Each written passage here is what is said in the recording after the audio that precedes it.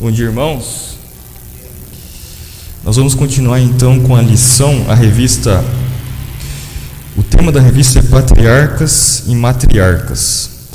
E o tema de hoje é sobre a aliança de Deus no lar. É a terceira lição, então convido os irmãos a abrir a palavra do Senhor no primeiro livro da Bíblia, Gênesis capítulo 17.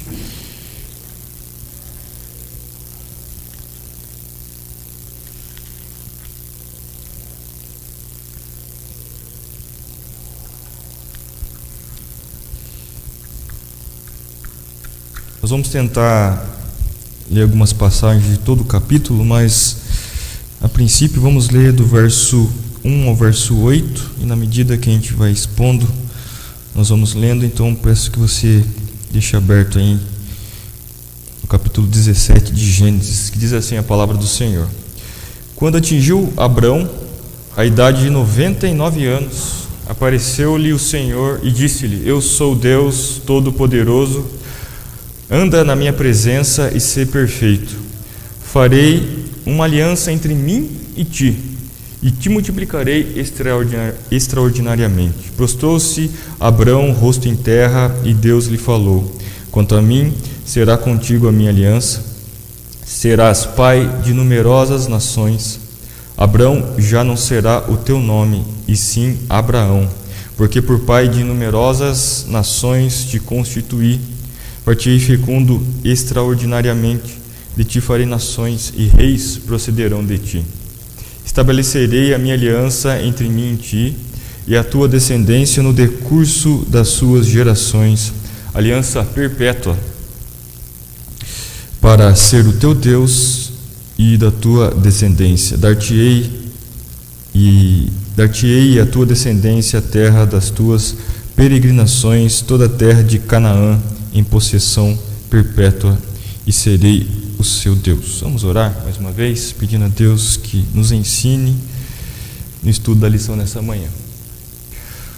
Pai Celestial, nós rendemos graças pela sua palavra revelada, a sua vontade revelada a todos os homens, mulheres, crianças, todos aqueles, ó Deus, que têm compreendido a sua palavra por meio da iluminação do teu Santo Espírito. E mais uma vez nós clamamos ao Senhor, que não seja pela nossa própria sabedoria humana, mas que o Senhor, pela sua graça e misericórdia, possa iluminar cada pessoa aqui presente, ó Deus, e que os nossos corações possam ser confortados, exortados, e que a nossa vida, ó Deus, mais uma vez possa experimentar do alimento espiritual que é a sua palavra.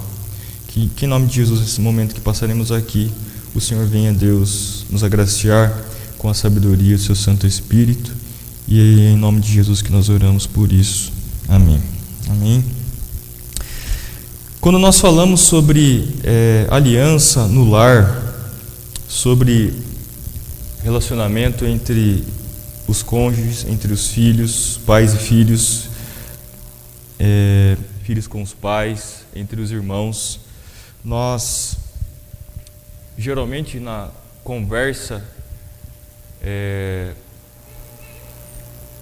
na roda da conversa da família, nós percebemos que muitas vezes as respostas que são dadas em relação a ter ou não ter filhos, a como educar filhos, quem é responsável pela educação dos meus filhos, as respostas às vezes não são bíblicas, mas se você sentar junto com uma família que não é cristã, às vezes as conversas são as mesmas do mundo. Mas o que a palavra de Deus diz a respeito disso? O que a palavra de Deus nos orienta a respeito de aliança de Deus em relacionada à família? Como deve ser compreendida? Porque a princípio nós falamos a respeito desse assunto, sobre família, mas qualquer assunto que deve ser tratado, ela deve ser tratado conforme a palavra de Deus, já que somos cristãos. Quando nós lembramos da Reforma Protestante, o sola scriptura, que é uma expressão latina, que foi talvez um dos principais lemas da Reforma Protestante é que você sempre deve se voltar para a Escritura Sagrada. E como cristãos, independente do lugar que você está, seja na sua família, no trabalho, na igreja, você é um cristão, você tem uma vida cristã, você tem um estilo de vida diferente. Então, faz parte então da vida cristã até mesmo você dizer que a Bíblia, ela é a única regra de fé e prática, independente se você está no meio cristão ou não. Então, eu sei que é difícil, mas é a vida cristã. O Senhor Jesus disse: aquele que quer vir após mim, assim mesmo se negue, tome a sua cruz e siga-me. Não tem outro caminho. E quando nós falamos sobre assunto, sobre a aliança de Deus no lar, também nós devemos voltar para as Escrituras e ver o que ela diz a respeito disso. Então não sou eu, não são as pessoas, não são as pessoas que me criaram, que falaram o que é ser família, mas é o que a palavra de Deus, o sola Escritura diz, o que é a aliança de Deus no lar. E nós vamos pegar agora essa passagem, então, que Deus muda o nome de Abraão. Vamos fazer um resumo breve aqui em relação o que veio antes, né, desde o chamado de Abraão, em Gênesis capítulo 12, até um pouco antes aqui de Deus mudar o nome de Abraão. Resumindo, Abraão, ele é chamado lá da Ur dos Caldeus, seu pai, Terá. Abraão vivia uma vida de idolatria, ele não fazia parte do povo de Deus. Deus havia chamado Abraão para constituir uma nação para ele. Então havia várias nações, e Deus, pela sua graça e misericórdia, chama Abraão. Até então, seu nome era Abrão. Abrão significa Ab de pai e Ram, ou Rão, né, no nosso português aqui na Bíblia, significa exaltado. Então esse nome de Abraão provavelmente significava pai exaltado, significava porque ele era de uma família rica, família nobre. Então isso apontava a sua nobreza, ou também em relação a Deus, de ser exaltado o pai, ou o seu próprio pai Terá. Então Abrão significa esse pai exaltado. Ele chama Abrão e faz promessas a ele. E ele entra em aliança com Abraão mais tarde, no capítulo 15, em que é conhecido como a cerimônia dos pedaços, em que Deus faz cair um pesado sono no Abraão, e ali ele entra em aliança com ele, e é dividido os animais no meio. Aí significa a palavra aliança. No Antigo Testamento, essa palavra, no original, aliança, no hebraico, significa cortar. E quando você olha então, lá em Gênesis capítulo 15, quando as aves, aqui no verso 11, as aves de rapina desciam sobre os cadáveres, porém Abraão as enxotava, que ele havia dividido ali, né, os pedaços, e que naquele tempo já haviam pactos, outras nações já faziam, então Abraão não era uma novidade para ele.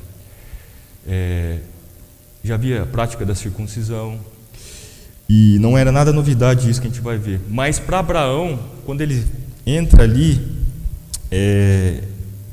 em aliança com Deus, ele sabia que num pacto, quando duas pessoas entram, então são entre duas partes, as duas partes têm responsabilidades no pacto, na aliança.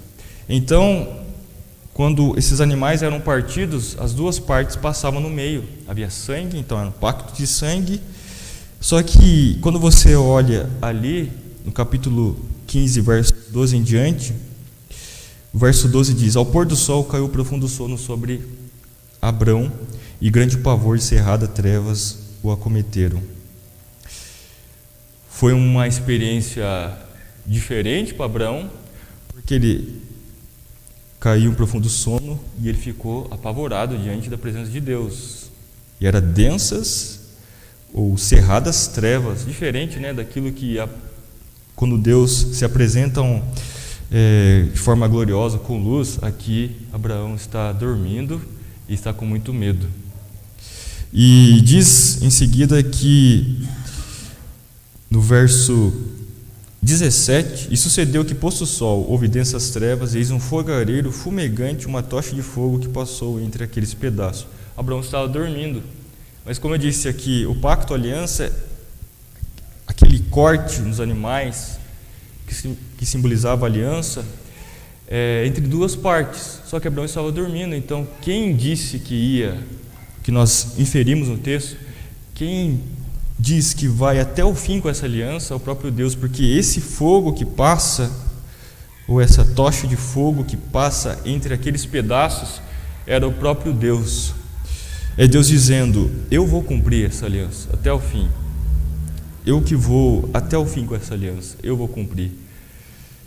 Perceba, Abraão estava na sua terra, Ur dos Caldeus, estava lá com muitos recursos, só que Deus chama Abraão e ele atende esse chamado. Interessante, né? Porque não foi Abraão que foi até Deus e clamou a Deus e pede que Deus se manifeste, não. E havia muitas nações, e no Ur dos Caldeus eu chamo Abraão. E entra em aliança com Abraão, e diz que através de Abraão muitas nações surgiriam, reis surgiriam, nações, e ele faz essas promessas a Abraão. Resumindo até aqui, logo em seguida, Deus havia falado que Abraão, se para ter nações e gerações, é preciso ter filhos. E numa atitude carnal, humana, desde a promessa, desde quando nasce o filho de Agar, a egípcia, serva de Sara, Abraão teve a brilhante ideia, ou Sara teve a ideia de ter filhos com a própria serva, já que estava demorando o filho nascer de Sara, porque Deus havia prometido, ele iria cumprir. Só que Sara teve a brilhante ideia carnal, humana, né, de dar a sua serva Abraão para ter filhos com ela e assim ter então uma nação, gerações, como Deus havia prometido a Abraão. Perceba, Deus nunca mandou fazer isso, a poligamia nunca foi permitida por Deus, nunca foi ordenada por Deus. Aliás, as leis de Moisés ainda não tinham sido escritas, mas Sara, que vivia no meio de ídolos, de idolatria, e Deus tinha chamado Abraão e Sara, sua família, para servi-lo, ela tem essa ideia. E nós sabemos que onde há a palavra chamada sinergismo, que é o homem achar que ele consegue ajudar de certa forma, dar uma mão de certa forma em relação aos propósitos de Deus.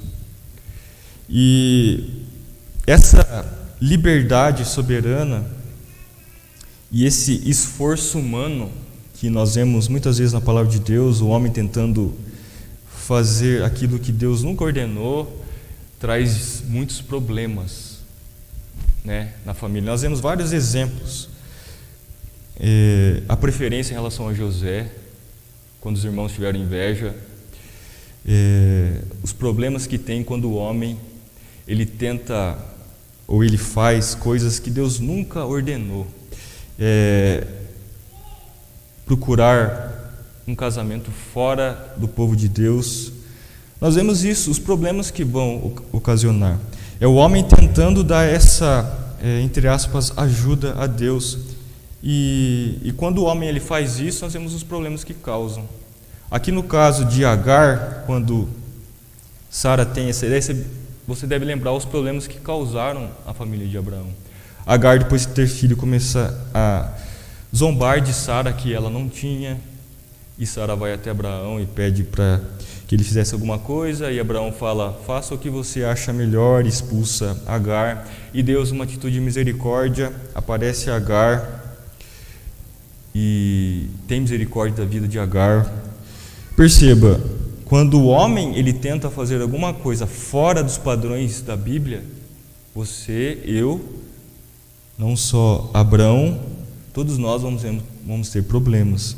E quando nós falamos em família, é por toda a vida, né? É até a morte. Você vai ter que conviver com aquilo, você vai precisar buscar recorrer à misericórdia de Deus quando nós fazemos coisas contra a palavra de Deus, várias coisas, mas especificamente a família, isso nos afeta e muito. E depois de 13 anos, então passaram 13 anos, depois que Agar dá à luz Ismael, como diz o verso 16, então Abraão tinha 86 anos, diz o verso 16, capítulo 16, e quando Abraão atinge a idade de 99, capítulo 17 agora, verso 1, então 13 anos depois, Deus aparece a Abraão. E a maneira que ele aparece a Abraão, diz o verso 1, quando atingiu Abraão a idade de 99 anos, apareceu-lhe o Senhor e disse-lhe: eu sou o Deus Todo-Poderoso, anda na minha presença e sê perfeito. Então, 13 anos depois que Ismael tinha nascido, filho de Abraão, mas por meio de Agar, serva de Sara, Deus aparece. Então foi uma maneira visível. Aqui nós não sabemos de que maneira Deus apareceu a Abraão, se foi em sonho, se foi como foi com Moisés, uma sarça, mas Deus aparece de uma forma visível. Deus então se mostra, se manifesta a Abraão até então. E não só de forma visível, mas ele diz, ou seja, quando nós vemos a manifestação de Deus na sua palavra, ele não só se mostra e fica por isso mesmo, mas ele diz a respeito, ou seja, a sua palavra é dita àquele a quem ele está se manifestando. E aqui ele diz: eu sou o Deus Todo-Poderoso. Em Êxodo capítulo 6, versos 2 a 3, Deus fala com Moisés e diz: falou mais Deus a Moisés, ele disse: eu sou o Senhor, apareci a Abraão, a Isaque e a Jacó como Deus Todo-Poderoso, mas pelo meu nome o Senhor não lhes foi conhecido. A palavra aqui que você lê, Deus Todo-Poderoso, é o El Shaddai, né? O principal nome de Deus no período pré-mosaico, ou seja, para os patriarcas Abraão, Isaque e Jacó, Deus se manifestou dessa forma: eu sou o El Shaddai, eu sou o Deus Todo-Poderoso, eu sou suficiente, eu sou capaz de fazer qualquer coisa. É dessa forma que Deus ele aparece aos patriarcas, até Moisés, quando ele então mostra, ele diz qual era o nome dele. Até então ele não tinha dito o nome, que é o Iavé ou Iaué, que os judeus levavam tanto a sério isso, os hebreus levavam tanto a sério o mandamento de não colocar o nome de Deus em vão, que nem chamava, nem dizia esse nome, porque era o nome de Deus, é o nome que ele se manifestou a Moisés, e chamava então de Adonai. Então, até hoje, devido à língua hebraica não ter vogais, imagine você falar seu nome sem vogal, se você tentar pronunciar seu nome. É difícil. Então, é mais uma forma oral do que escrita para você entender o nome.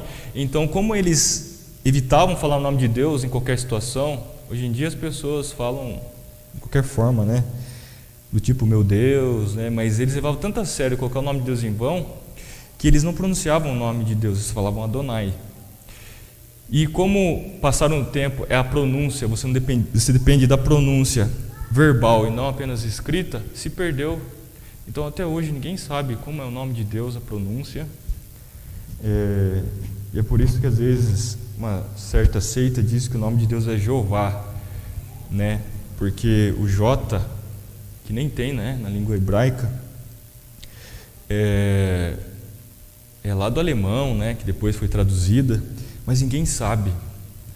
Mas nós sabemos o nome que está acima de todo nome, que é Jesus Cristo. Isso é o que importa. Não importa então se é Yahvé, pode até ser Jeová, Yahvé, mas nós não temos certeza como é o nome de Deus.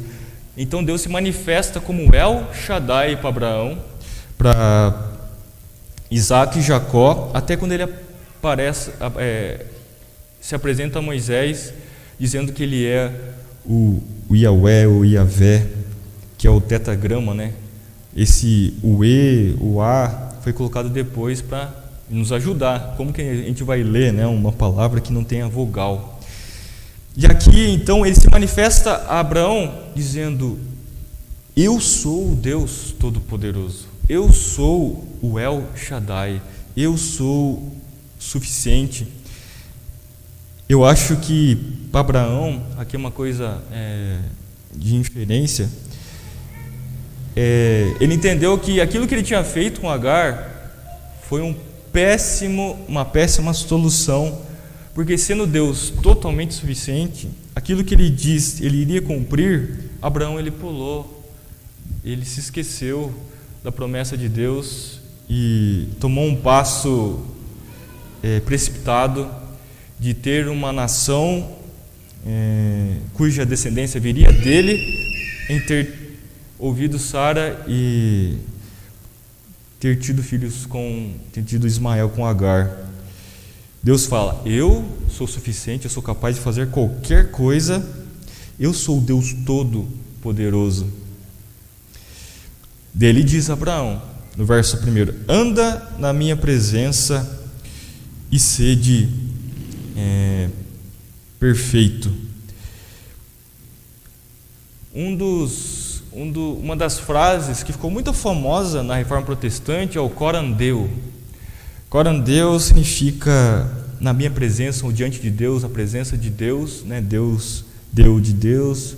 Anda na minha presença significa em qualquer situação, em qualquer lugar, você está diante de Deus. Então, diferentemente de como algumas pessoas falam, eu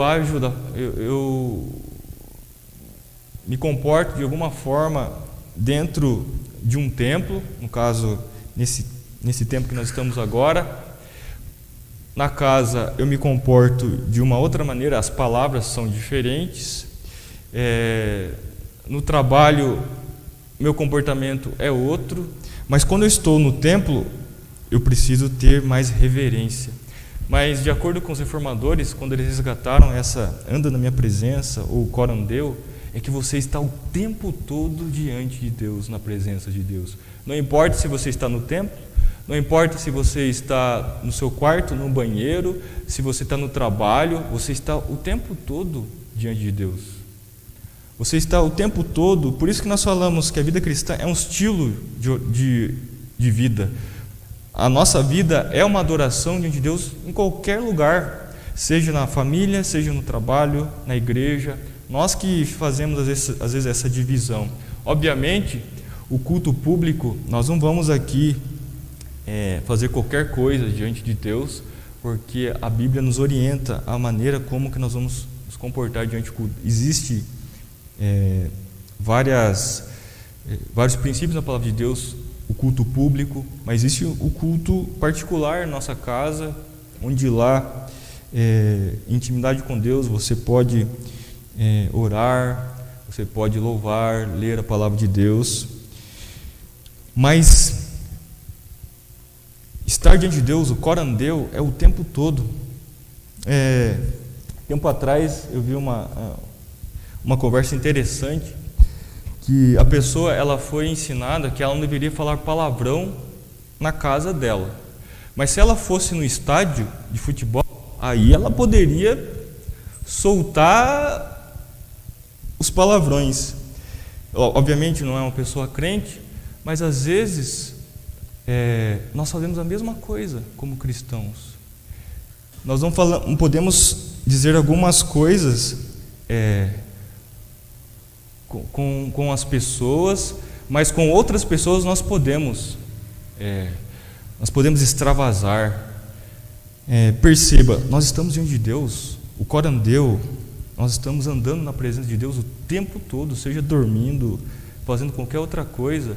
Isso não é uma canção até baseada na Bíblia, né, que as crianças aprenderam, eu aprendi, né, quando estava lá na UCP, andando pelo caminho, né, ao deitar, ao levantar. Nós estamos diante de Deus o tempo todo. Então, nós temos essa tendência de dividir as coisas, mas não. Então Deus diz a Abraão: anda na minha presença e ser perfeito. Obviamente, nós sabemos que ninguém é perfeito, no sentido, uma hora nós vamos tropeçar. Uma hora nós vamos errar, vamos pecar. Mas a palavra perfeito significa inteiro, completo. Deus nos quer, Deus diz a Abraão que Ele quer de Abraão ele inteiro, íntegro. É ele confiar totalmente em Deus e não tentar dar um passo fora daquilo que Deus disse a Abraão. Aqui, Abraão teve filhos com Agar, da qual Deus não disse a ele para ter, e Deus fala: anda na minha presença e ser perfeito. Perceba, a aliança então que Deus entra com Abraão é Deus tomando iniciativa sempre. Perceba, Deus diz: anda na minha presença e ser perfeito. Você deve andar de forma inteira diante de mim.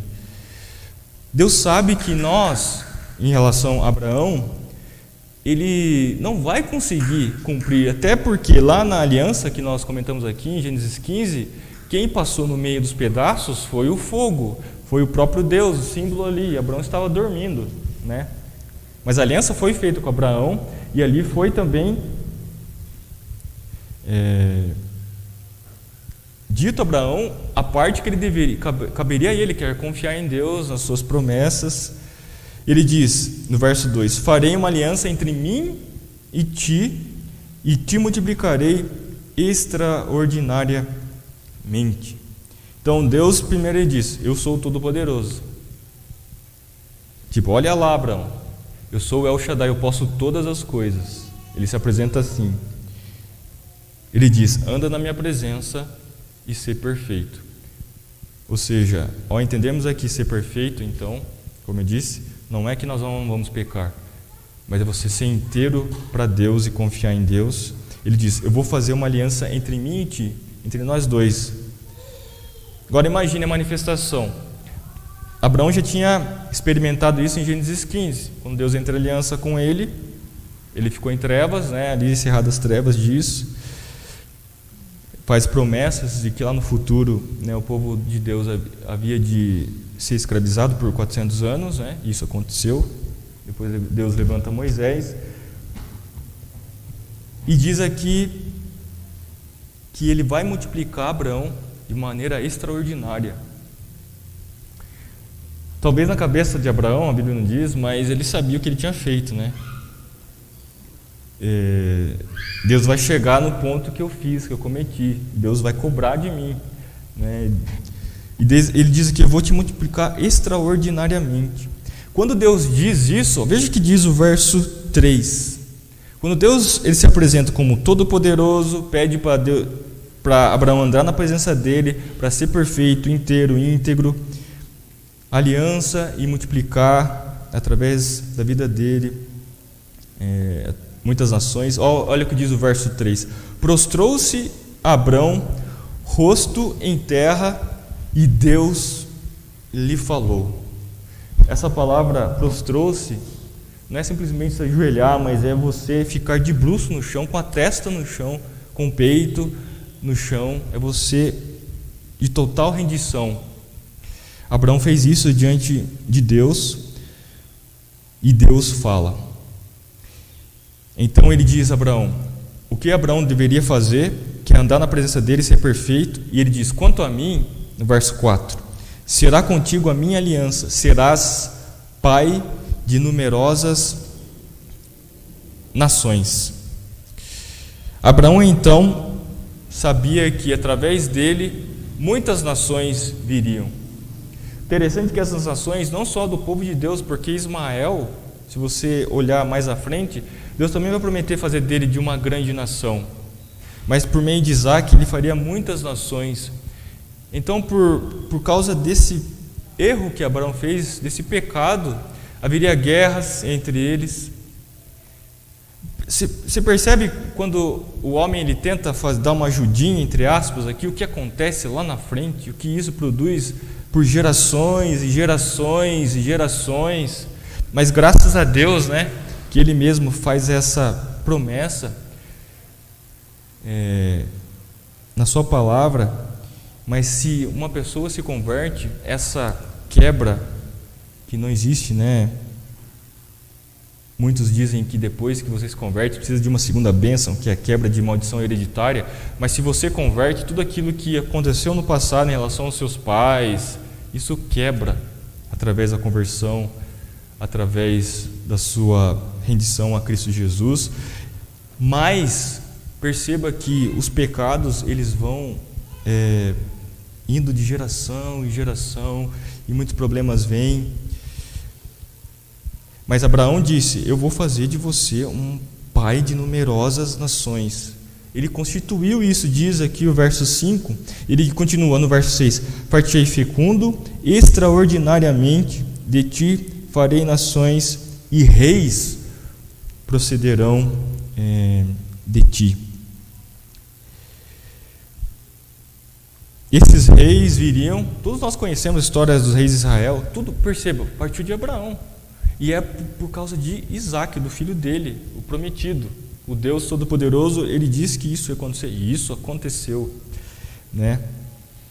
E continua no verso 7: estabelecerei a minha aliança entre mim e ti e a tua descendência no decurso das suas gerações, aliança perpétua para ser o teu Deus e da tua descendência. Deus diz: eu sou o Deus Todo-Poderoso, se apresenta diante de Deus, fala: eu sou o seu Deus, mas não apenas o seu, mas a sua descendência. Então, toda descendência faz parte dessa grande família, ou dessas grandes nações que viriam após Abraão. Deus seria o Deus também da descendência de Abraão. Depois nós vamos ver mais à frente no Novo Testamento sobre essa descendência de Abraão, não especificamente física, genealógica, mas pela fé. Porque foi por causa da fé, né, que Abraão foi salvo, que ele saiu da terra, que nós vemos lá no livro dos Hebreus. E verso 8 diz: dar-te-ei e a tua descendência a terra das tuas peregrinações, toda a terra de Canaã em possessão perpétua, e serei o seu Deus. Quando nós vemos a palavra de Deus, sempre vai haver duplo, como que eu posso dizer, um duplo cumprimento. Então, quando fala que vai levantar um rei em Israel, todo poderoso, que vai fazer com que o povo prospere, isso aponta para Cristo também, né? Você vai ver isso. Quando Deus diz sobre o cordeiro que vai ser sacrificado por causa do pecado do povo de Deus, mas aponta para Cristo, que é o cordeiro pascal, né? Perceba, são duplos cumprimentos. Sempre acontece uma coisa apontando para algo, acontece uma coisa apontando para algo. E aqui, quando nós lemos aqui no verso 8, darei a tua descendência e a terra das peregrinações, toda a terra de Canaã. Nós vemos em Hebreus a Canaã celestial. Ou seja, existe um cumprimento terreno, muitas vezes, mas isso aponta para algo maior sempre. Ele deu a terra de Canaã ao seu povo, mas nós não estamos lá na terra de Canaã, lá na região, no Oriente, mas nós estamos caminhando para essa Canaã celestial. Perceba, a promessa de Deus, ela vai se cumprir, ela já se cumpriu em muitas coisas, mas ela vai se cumprir ainda.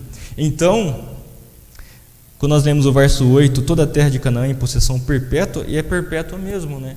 Porque é toda a eternidade, e Deus vai ser o nosso Deus perpetuamente por toda a eternidade. Obviamente, nesse caso, Abraão não tinha um livro com a lei de Deus, com as histórias, ele estava muito antes de Moisés, mais de 400 anos antes, mas ele estava recebendo a promessa de Deus, precisava confiar tudo que Deus falava, e é por meio da fé que ele vai agir. Então, quando nós lemos em Hebreus, que Abraão seguiu pela fé, e agora isso aponta, quando agora nós temos toda a Bíblia aberta aqui, de Gênesis a Apocalipse, nós entendemos as histórias, conseguimos compreender o que isso apontava, porque nós vemos dizendo em Hebreus como que Abraão, ele mesmo em meio a o pedido de Deus de sacrificar o seu filho Isaac, né? Esses dias mesmo, uma roda de conversa, né?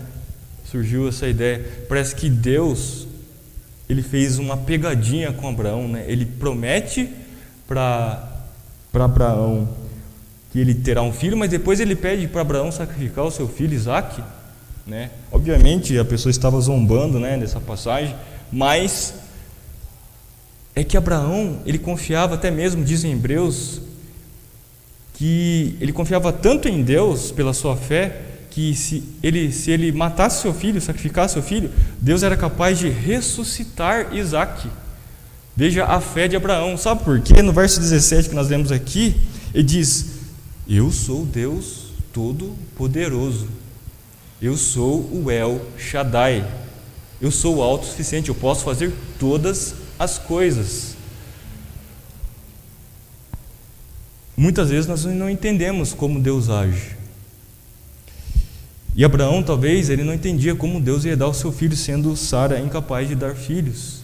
Mas ele é o El Shaddai, ele é o Todo-Poderoso. Então Abraão, ele foi sacrificar o seu filho com a certeza que, se ele chegasse no fim, e Deus não permitiu isso, e eu gostaria de abrir um parênteses, na época de Abraão havia o deus Moloque, e era comum as pessoas sacrificarem seus filhos ao deus Moloque.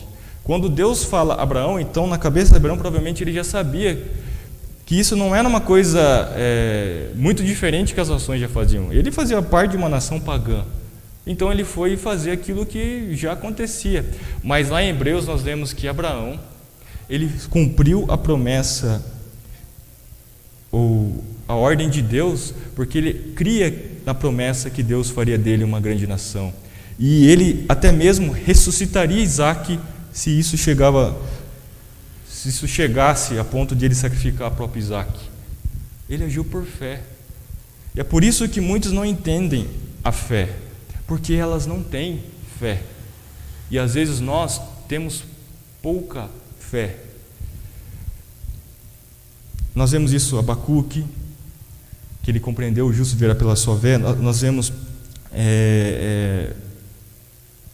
mais recente, entre aspas, né, Lutero, quando ele, mesmo estando na igreja, não compreendia muitas coisas, e ao ler, né, diz a história, o justo viverá pela sua fé. Ele entendeu então que nós não vivemos por vista, ser simplistas demais, lermos passagens e ver absurdos, entre aspas, mas viver pela fé. É isso que nos diferencia dos incrédulos que não creem e que até mesmo zombam da fé e de Deus, né?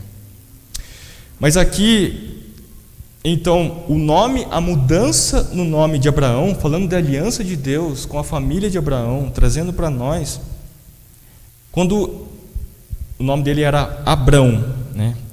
E o nome dele passa a ser Abraão, antes pai exaltado, né? E agora o novo nome de Abrão, e agora se torna Abraão, se refere então a numerosas descendências, ou seja, era pai exaltado, agora é pai de muitas nações, pai de muitos povos. É isso que significa Abraão. E ele fez jus ao seu novo nome pela fé.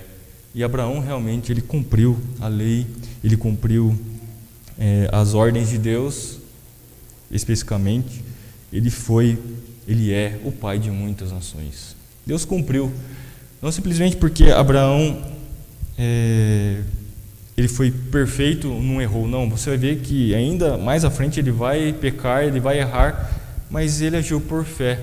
Ele foi íntegro diante de Deus e ele fez de Abraão o pai de muitas nações, porque ele prometeu, ele é o El Shaddai, ele é o Todo-Poderoso, e ele vai cumprir todas as coisas. E também, logo em seguida, ele institui a circuncisão. Então, para muitos estudiosos, isso era uma prática já da época. Antes de Deus instituir a circuncisão, outros povos já faziam isso. Os egípcios faziam uma marca no órgão reprodutor masculino, só que eles faziam isso já na puberdade, na adolescência, mas Deus ele institui a circuncisão, era no 8º dia, né? No 8º dia eles deveriam fazer essa circuncisão. Diz o verso 12, vamos ler aqui a partir do verso 9 para entendermos mais o contexto. Disse mais Deus a Abraão: guardarás a minha aliança, tu e a tua descendência, no decurso das suas gerações. Esta é a minha aliança, que guardareis entre mim e vós, e a tua descendência, todo macho entre vós será circuncidado. Circuncidareis a carne do vosso prepúcio, será isso por sinal de aliança entre mim e vós. O que tem 8 dias será circuncidado entre vós, todo macho nas vossas gerações, tanto escravo nascido em casa, como comprado a qualquer estrangeiro que não fora da tua estirpe. Com efeito, será circuncidado, nascido em tua casa, e o comprado por teu dinheiro. A minha aliança estará na vossa carne, e será aliança perpétua. O incircunciso que não for circuncidado na carne do prepúcio, essa vida será eliminada do seu povo, quebrou a minha aliança. Então, nós vemos até agora, como uma lição que nos coloca, que a aliança ela requer santidade, que diz aqui o verso 1, capítulo 17, ela requer fecundidade, diz o verso 6, então o propósito de Deus sempre foi encher toda a terra, de multiplicar, como ele falou a Adão, crescer e multiplicar. Então é de se estranhar quando um casal ele não quer ter filhos porque filhos dá problema. É de se estranhar isso, um crente, um casal cristão. Eu não estou dizendo aqui a quantidade de filhos, isso é uma coisa do casal que eles devem decidir a quantidade, a palavra de Deus não fala sobre, mas não querer ter filhos, por exemplo, porque filhos dá trabalho, isso nós vamos encontrar na palavra de Deus. Lembra que eu disse aqui no início, que às vezes, quando você pergunta, você quer ter filhos, uma roda de conversa na família, daí as pessoas vão dizer, eu quero, mas eu quero ter só um, ou não quero ter filhos porque dá trabalho. Perceba, as respostas sempre são humanas, seculares, elas nunca são bíblicas. Se você e eu somos cristãos, a resposta deve ser sempre bíblica, concorda comigo? Senão, o que diferencia nós do mundo em relação à família, ter filhos ou não? Como você vai diante de perguntas como essa, no trabalho, lá a roda de pessoas que não são crentes, como você vai dizer? Também assim? Filhos dá trabalho, eu não quero ter filhos porque é isso, assado, assim, assado. Perceba, as respostas não... Quase tudo na vida, né? Geralmente as pessoas saem, os cristãos, eles dizem respostas não bíblicas. E são cristãos que dizem, como diz a primeira pergunta do catecismo, qual o fim principal do homem? Glorificar a Deus e gozá-lo para sempre. Mas glorificar a Deus e gozá-lo para sempre é segundo o que ele acha, o que é certo ou errado, não o que a Bíblia acha, né? Mais uma vez, né, que nós temos dito aqui, nós devemos voltar para as Escrituras, o que ela diz sobre família, sobre aliança. Então a aliança ela requer fecundidade, e a aliança requer continuidade. Numerosas nações, além de fecundidade, isso vai ter continuidade por gerações, e nós devemos confiar então toda vez que os filhos são apresentados aqui e são batizados, você está se comprometendo em ensiná-los o caminho de Deus e assim produzir continuidade na semente de Deus, porque é a propósito de Deus que a terra se encha. Não é uma meia dúzia, né, de pessoas, Ele quer muitos, né? Essa ideia de crescer e multiplicar para Adão foi com o objetivo de crescer, porque esse é o propósito de Deus sempre. Mas o problema é que você vai ver hoje no nosso país, muitos até defendem o aborto, aqueles que se dizem até mesmo cristãos, né? Recentemente o nosso Supremo Tribunal Federal defendeu o aborto com poucas semanas, sem ter, como as pessoas dizem, né, anencéfalo, outros problemas que a criança pode ter. Não, você pode, hoje em uma clínica, eu não lembro quantas semanas que pode, mas você pode ir lá e fazer isso. Alguns cristãos defendem isso, assim, os supostamente cristãos, né? É triste, mas ao mesmo tempo é você perceber que as palavras do Senhor Jesus eles estão se cumprindo. Nós vivemos num dilema, né? Você quer que Cristo volte, mas para que Cristo volte, tudo aquilo que Ele disse, Ele tem que cumprir. O amor se esfriará de muitos. Muitos vão se apostatar da fé, vão abandonar a fé. É difícil, né? Nós queremos que Cristo volte, mas as palavras que Cristo disse vai ter que cumprir. Então, nós não queremos que as coisas aconteçam, mas as coisas vão acontecer até que Cristo volte. O anticristo vai aparecer, muitos vão abandonar a fé, até mesmo muitos que já estão na igreja já abandonaram a fé há tanto tempo, porque apostatar da fé não é necessariamente você sair da igreja, abandonar tudo, não. É você estar na igreja, é você viver uma vida de engano conforme você acha como a vida deve ser, não como a Bíblia fala, mas já abandonou a fé há muito tempo. E nós, você, precisamos recorrer à palavra de Deus para saber se eu já não abandonei a fé mesmo estando dentro da igreja, né? A aliança requer continuidade, dizendo ali a aliança que foi feita de Abrão para Abraão, o Deus, o pai exaltado para o pai de muitas nações, de incircuncisos para circuncisos. Essa aliança, ela é inquebrável. Deus, ele é fiel na sua aliança. O homem, ele vai quebrar, vai tentar produzir outros caminhos que ele acha melhor, mas essa aliança, ela é inquebrável. Foi Deus que foi até Abraão e entrou em aliança com ele. E essa aliança é inquebrável. Aqui do verso 9 ao verso 14 nós vemos isso. Esse sinal que é no prepúcio, um símbolo, aquilo não se pode voltar mais, aquilo que foi feito, a circuncisão. Então ela é inquebrável. E essa aliança também que nós vemos aqui, ela é notável, ela é visível. Obviamente nós vamos ver isso lá em Deuteronômio, né? Também quando Deus fala aqui, a circuncisão não é apenas externa, mas é do coração. Então isso significa que a circuncisão era um símbolo de separação, de pureza, de santidade, mas do coração, porque não importava se apenas uma coisa externa, mas também é uma circuncisão do coração do homem, da mulher. É o coração que deve ser então circuncidado, não apenas uma coisa externa que era feita no órgão reprodutor masculino, mas era o coração que Deus estava interessado. Então ela é notável, você vê isso na vida, você vê isso nas pessoas, a fé, a generosidade, o amor por Deus e pelas coisas de Deus. Então, de Abraão para Abraão, Deus requer santidade, fecundidade, continuidade. De incircunciso para incircunciso, a aliança ela é inquebrável, a aliança é notável. E também nós vemos agora, quando Deus muda de Sarai para Sara, que diz aqui o verso 15 em diante. Acompanhem comigo, ver como está a hora aqui. Disse também Deus a Abraão: a Sarai tua mulher já não lhe chamarás Sarai, porém Sara. Abençoá-la-ei e dela te darei um filho. Sim, eu abençoarei e ela te tornará nações. Reis de povos procederão dela. Então se prostrou Abraão, o rosto em terra, e se riu e disse consigo: a um homem de 100 anos há de nascer um filho? Dará à luz Sara com seus 90 anos? Disse Abraão a Deus: tomara que viva Ismael diante de ti.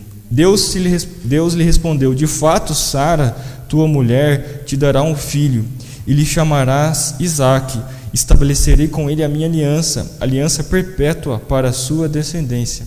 Quanto a Ismael, eu te ouvi, abençoá-lo-ei e fá-lo-ei fecundo, e o multiplicarei extraordinariamente. Gerará 12 príncipes, e dele farei uma grande nação. A minha aliança, porém, estabelecerei com Isaque, o qual Sara te dará à luz nesse mesmo tempo, daqui a 1 ano. E fim dessa fala com Abraão, Deus se retirou dele, elevando-se. Uma coisa nós já comentamos aqui, mas Deus também ele muda o nome de Sara, ou de Sarai para Sara. Provavelmente, né, Sarai significava essa princesa, e Sara, o seu nome vislumbrava essa descendência nobre que viria por meio dela. Da mesma forma que através de Abraão muitas descendências viriam, assim Deus usaria Sara também para cumprir a sua promessa de muitos descendentes, muitas nações. Aqui nós comentamos quanto a Ismael, ele abençoou também Ismael, mas faria uma grande nação através dele. Mas a aliança que ele fez, diz o verso 21, a minha aliança, porém, entretanto, todavia, estabelecerei com Isaque, o sinal, o qual Sara te dará à luz nesse mesmo tempo daqui a um ano.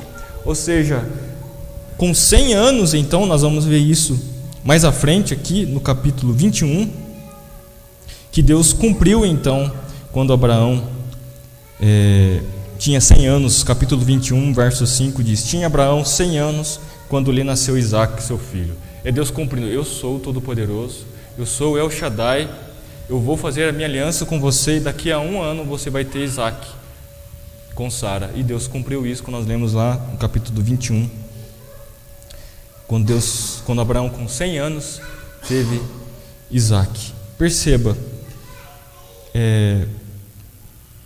Deus ele cumpriu a promessa. Ele cumpriu porque ele é o Shaddai, o Deus Todo-Poderoso. Não importa a idade de Abraão, se Sara é estéril ou não, mas Deus ele cumpriu, porque ele pode todas as coisas. O problema então dessa aliança, que ela é inquebrável, é que Abraão não confiou. Mas Deus se manifesta a ele, dizendo para ele andar perfeito na presença dele, e ele faz essa promessa e cumpre lá à frente, quando Abraão tem 100 anos. Então aqui do verso 15 ao 16, a respeito da aliança ainda, a aliança ela é abençoadora, ou seja, ele vai abençoar.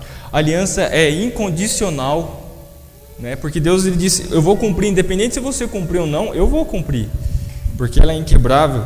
E a aliança ela é extensiva, não é somente para Abraão, Sara, mas é para os filhos e toda a descendência. Isso aos pais, isso deveria ser uma grande verdade. Quando você pela fé, você batiza seus filhos, você pela fé também, como Abraão foi, você apresenta seus filhos aqui à frente, faz suas promessas de ensiná-los a andar nos caminhos de Deus, é você confiar que eles vão se converter.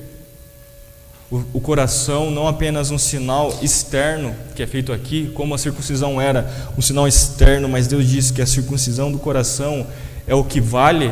Assim, mais à frente, esses vão crescer, esses vão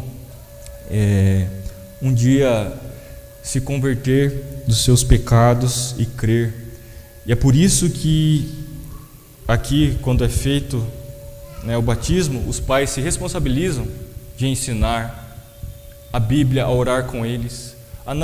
Porque às vezes nós achamos que a responsabilidade de ensino, de eles aprenderem a orar, é a igreja. Mas você não vai ver isso na Bíblia. Mais uma vez, nós devemos voltar para a Bíblia. É você ensinar os seus filhos, é ler a Bíblia com seus filhos desde pequeno, é orar com seus filhos desde pequeno. A igreja ela faz parte, os presbíteros, o pastor, os professores da escola bíblica unical, eles são responsáveis pelo ensino à igreja. Aquelas partes que as pessoas têm mais dificuldade, você produzir ensino, ensinar, mas a responsabilidade de criação dos filhos são dos pais. E é por isso que é difícil quando um crente ele acha que é possível casar com um descrente, porque como eles vão ensinar os seus filhos o caminho de Deus? Deus, pela sua misericórdia, ele pode mudar isso, nós vemos casos disso, mas é tentar a Deus, dizendo que lá na frente a pessoa com quem você está se casando vai se converter, porque isso Deus nunca prometeu. Agora, em relação aos filhos, é uma promessa. Os pais ensinando os filhos, lendo a Bíblia, ensinando os caminhos de Deus, orando com eles, a aliança é estendida aos filhos. Nós aprendemos com o apóstolo Paulo que a esposa, depois de convertido, santifica o lar, mas não necessariamente o marido vai ser convertido, ou vice-versa, o marido que é convertido vai conseguir converter a esposa, e isso a Bíblia não diz. É tentar a Deus, é achar que Deus ele vai fazer, mas Porque Deus nunca ordenou isso, nunca disse para fazer isso. Muito pelo contrário, Ele disse para nunca se misturar com outros povos. Essa aliança, então, ela é extensiva, ela abençoa a família. Então, a aliança de Deus no lar, nós temos que entender como foi com Abraão, com Sara, com Isaac, seus filhos, a sua descendência, e olhar para nossa família agora. Aqui nós temos vários casos diferentes. Nós temos pessoas solteiras, casadas, viúvas, divorciadas. Como eu estou no meio de tudo isso? Como eu faço parte, então, dessa aliança de Deus no lar? Nós percebemos aqui, meus irmãos, que apesar de Abraão e Sara terem errado, Deus mesmo assim Ele foi misericordioso. Deus foi Ele gracioso porque Ele abençoou também Ismael e Agar. Deus, na sua misericórdia e graça, Ele pode nos abençoar. Ele pode, mesmo no nosso erro, Ele pode trazer-nos, pela sua misericórdia e graça, arrependimento no nosso coração, pode trazer descanso somente nele, né? Apesar dos nossos erros, Deus, Ele age com misericórdia. E é uma das coisas mais lindas, é você compreender que mesmo nós sabemos que nós não vamos ser perfeitos, no sentido de não pecar, mas nós devemos ser perfeitos no sentido de ser íntegros diante de Deus, e também confiar que, apesar de nós, Deus Ele vai cumprir as suas promessas, a sua aliança. Apesar de Abraão mais à frente ter mentindo, você vai ver isso, dizendo que Sara não era sua esposa, mas sua irmã. Apesar de tudo isso, sendo pecado, Deus ainda foi misericordioso. E todas essas promessas também em relação à nossa família. Obviamente nós não vamos conseguir falar sobre tudo, poderia falar várias coisas, mas é nós chegarmos à conclusão sobre a promessa de Deus em relação àquilo que apontava, como eu disse aqui, para o futuro. A promessa de Deus é de que reis viriam através de Abraão, e prenuncia então aquele rei verdadeiro, o Messias, o Jesus Cristo, o Senhor Jesus, que reinará no Monte Sião celestial, como nós lemos lá em Hebreus capítulo 12, versos 22 a 24, e será adorado por todos os outros reis que vieram antes dele, como diz Isaías 52, verso 15. A promessa que nós temos sempre é que não importa o que aconteceu comigo, o que vai acontecer, nós temos que entender que nós vamos ainda pecar, nós vamos errar, nós não vamos conseguir viver sem pecar, sem falhar, somente quando recebemos um corpo glorioso, mas saber também que nós não vamos tentar a Deus. Eu vou fazer isso porque lá na frente Deus vai abençoar. Deus pode ser misericordioso, gracioso, como nós aprendemos, principalmente em relação àquilo que nós já cometemos. Se você se arrependeu, a palavra de Deus diz que Jesus, Ele não nega ninguém que venha até Ele e que se arrepende, o qual o Pai, o Deus, traz até Ele, Ele não vai negar se você se arrepende.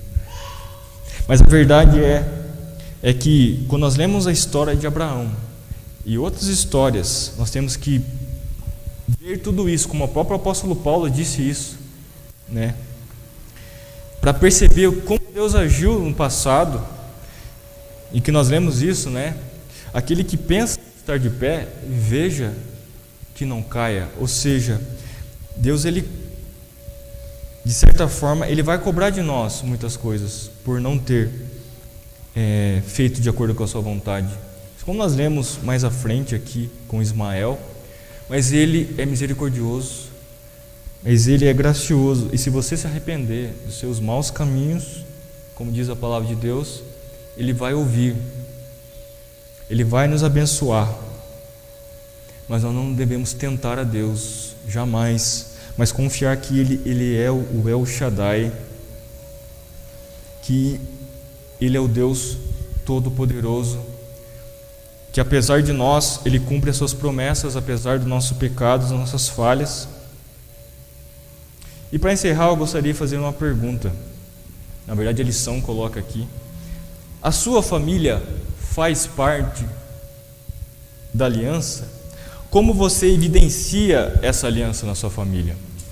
Como você vê no dia a dia a sua vida? Não você se vendo dentro de um templo como esse, mas você no dia a dia, no trabalho, na família, nas conversas. Como você evidencia essa aliança? Há um aspecto mencionado na aula de hoje, que você se sente desafiado a mudar em sua vida, em seu lar. Você pode fazer isto? Como você vai fazer isso? Como disse aqui, basta colocar diante de Deus, pedir seu auxílio, se arrepender dos seus pecados, porque aquilo que parecia impossível para Abraão e Sara ter filhos, mas Deus diz: eu sou o El Shaddai, o Todo-Poderoso, e isso é para nós. Deus não mudou, Deus ele é imutável, isso continua para nós. Ele é o El Shaddai, Ele é o Todo-Poderoso. E quando nós olhamos para Cristo, que Cristo levou sobre si todo o nosso pecado, todas as nossas dores, o castigo que nós merecíamos, Ele levou sobre si. Quando nós lemos a palavra de Deus, nós sabemos que nós podemos descansar finalmente, porque enquanto nós não sabemos descansar no sacrifício de Cristo Jesus, na sua ressurreição, confiar que há vida depois da morte, que nosso corpo será glorificado e assim não teremos como pecar mais, se nós não sabemos confiar em Cristo, em alguma coisa você vai tentar confiar. Você vai tentar confiar no seu trabalho, você vai tentar confiar na solução da sua enfermidade, você vai tentar confiar na solução para a sua solidão, você vai tentar confiar na solução em outra coisa que não seja Deus. Eu poderia citar vários exemplos, mas o Senhor Jesus diz: vinde a mim, todos vós que estáis cansados e sobrecarregados, e eu vos aliviarei. As pessoas estão cansadas e sobrecarregadas e têm procurado solução na medicina, têm procurado solução no trabalho, no casamento, na solução da enfermidade. A verdade é que o apóstolo Paulo ali diz que ele sofreu muitas coisas, ele passou por diversas coisas, porque ele poderia passar por todas as coisas, porque o que fortalecia ele não era a solução dos seus problemas, nas coisas, pessoas, mas ele poderia tudo passar, como ele diz: eu posso passar por todas as coisas, porque quem me fortalece é Deus. Nós somos cristãos, meus irmãos, nós não somos do mundo, apesar de estar no mundo. O que cabe a mim, o que cabe a você, em momentos de aflição, é não confiar nas soluções, nas novidades humanistas, mas confiar na solução que já aconteceu há mais de 2000 anos, que foi o sacrifício de Cristo na cruz, a sua ressurreição. O que você precisa, o que eu preciso, é de Cristo Jesus. Porque por mais que nós possamos resolver o problema da enfermidade, o problema que nos aflige, mas outros problemas virão, mais problemas virão, nós vamos chegar na velhice e outros problemas virão. A pergunta é: toda vez que os problemas virem, a solução que você vai encontrar sempre vai ser na solução humanista, mas a novidade que saiu mais recente, a solução está em Cristo Jesus. A solução sempre vai estar nele. Você pode aliviar seus problemas com as novidades, mas elas não são permanentes. As felicidades, as alegrias que você vai encontrar não são permanentes. A solução está apenas em Cristo Jesus. Essa é a mensagem do Evangelho. É isso que nós aprendemos com Abraão. Você faz parte da aliança? Você faz parte da aliança, da grande família de Deus? Você faz parte dessa grande família, apesar de ter problemas no lar, como qualquer um tem, como eu, você e todas as pessoas que são cristãs têm. Você tem consciência que você faz parte de uma grande família, a começar aqui na nossa comunidade, crentes que têm problemas, têm dificuldades, mas você consegue encontrar a solução apenas em Cristo Jesus e saber que você faz parte dessa grande família, você faz parte dessas nações, esses crentes que vieram da promessa que foi feita lá com Abraão, que dele surgiriam grandes nações, e pela misericórdia e graça de Deus alcançou a nós aqui em Itapeva, né, muito longe, muitos anos depois, né, milhares de anos depois. Você tem a consciência disso? Eu tenho a consciência disso. Não se esqueça, é pela fé. Pela graça sois salvos, mediante a fé em Cristo Jesus, não é em qualquer coisa. Não são nas pessoas. Vamos colocar de pé e encerrar, meus irmãos, já passamos da hora. E orar. Bondoso Deus, nós rendemos graças ao Senhor, apesar a Deus da nossa pequenez, apesar a Deus de nós, do conhecimento aqui, a Deus que nós lemos e de tantas coisas que talvez muitas dúvidas ficaram, mas nós reconhecemos que a sua palavra ela é suficiente, a graça do Senhor é que nos basta.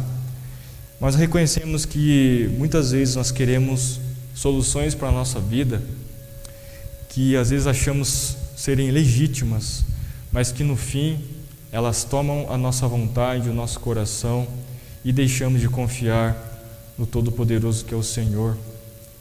Nos ajude a confiar somente no Senhor, ó Deus, e que apesar do nosso pecado, das nossas falhas, nós queremos, ó Deus, rogar a misericórdia do Senhor para que o Senhor venha abençoar as nossas famílias, pais que oram para os seus filhos, ó Deus, se voltarem para Deus, filhos que oram para os seus pais para se converterem, pessoas que oram por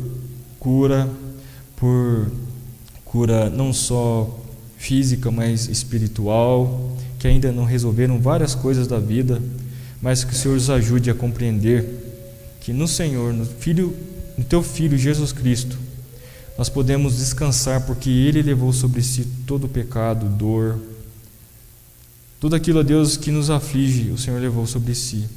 Nós sabemos que um dia nós não teremos mais dor, nós não teremos mais aflição. E nós somos gratos a Ti, ó Deus, porque Jesus Cristo levou sobre si toda a dor, tudo aquilo, ó Deus, todo o castigo.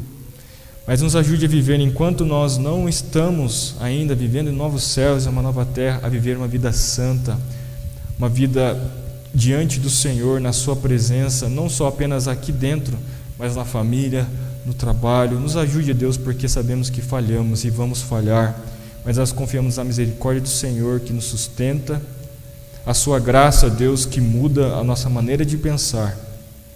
Que o Senhor nos ajude a olhar primeiro a nós, a olhar a Deus no nosso coração e ver os problemas que há no nosso coração, antes, ó Deus, de apontar também os erros daquelas pessoas que estão ao nosso redor e que estão trilhando um caminho de perdição. Nos ajude, a Deus, a nos converter, a ser transformados pela Sua palavra. Nos ajude. Nós carecemos do Senhor, ó Deus. Nos abençoe e nos ajude a entender quem está no controle das coisas é o Senhor, o Todo-Poderoso, e não nós. Não nos permita, Deus, fazer com que pensamos que as nossas ações podem ajudar as coisas a acontecerem, mas as coisas vão acontecer conforme a Sua vontade, e nos ajude a confiar apenas na Sua vontade e descansar no Senhor. Converta os nossos corações, ó Deus, mude as nossas vidas para a honra e glória do Seu nome. Nós oramos no nome do Teu Filho Jesus Cristo, que nos ensinou a orar no passado, dizendo: Pai nosso que estais no céu, santificado seja o Teu nome, venha o Teu reino, seja feita a Tua vontade, assim na terra como nos céus. O pão nosso de cada dia nos dai hoje. Perdoa as nossas dívidas, assim como nós perdoamos os nossos devedores. E não nos deixes cair em tentação, mas livra-nos do mal, pois Teu reino, o poder e a glória para sempre. Amém.